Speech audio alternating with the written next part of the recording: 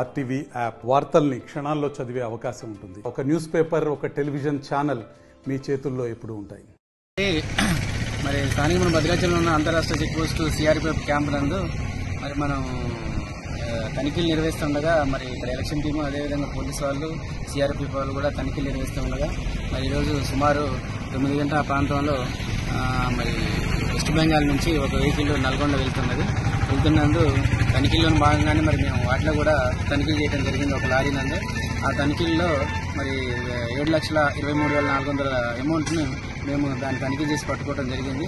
దానికి సదరు వ్యక్తిని ప్రశ్నించగా మరి ఆ వ్యక్తి ఎటువంటి డాక్యుమెంట్లు చూపించకపోగా సరైన సమాధానం లేదు.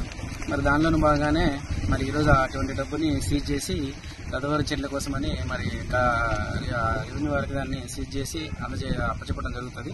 మరి మనం చెప్పగలిగింది ఏదైతే ఉందో మరి ఎలక్షన్ కూడా నడుస్తున్నది. మరి ఇటువంటి తరంలో ప్రజలు కూడా కొంత అప్రమత్తంగా ఉండి మరి అటు సక్రమంగా ఎలక్షన్ నిర్వహించడానికి సహకరించాలని మనం కోరుకుంటున్నాం.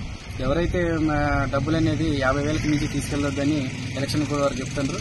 కావున ప్రజలు కూడా ఇది గుర్తిరిగి 50,000కి లోపు మాత్రమే క్యాష్ని క్యారింగ్ చేయాలని, మరి అదేవిధంగా 50,000 కంటే మించి ఉన్న పక్షంలో దానికి సంబంధించిన సర్టెన్ డాక్యుమెంట్స్ను కూడా మీ వద్ద ఉంచుకొని మరి తనిఖీ అధికారులు చూపించినట్టయితే మరి సజావుగా ఈ యొక్క ఎలక్షన్ కార్యక్రమం నిర్వహించుకుని ముందుకు పోవడానికి ఉంటుంది.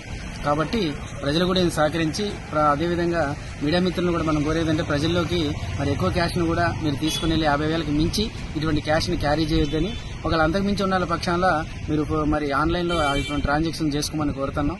కాబట్టి అటు ఉద్యోగస్తులకి ఇటు ఎలక్షన్స్ వారికి సహకరించి ఈ యొక్క పార్లమెంట్ ఎలక్షన్ సజావుగా సాగిపోయే విధంగా సహకరించాలని ఆశిస్తున్నాం. మరిన్ని వీడియోస్ కోసం ఛానల్ ని సబ్స్క్రైబ్ చేయండి. లేటెస్ట్ అప్డేట్స్ కోసం వాట్సాప్ ఛానల్ ని ఫాలో చేయండి. అండ్ లింక్ డిస్క్రిప్షన్ లో ఉంది.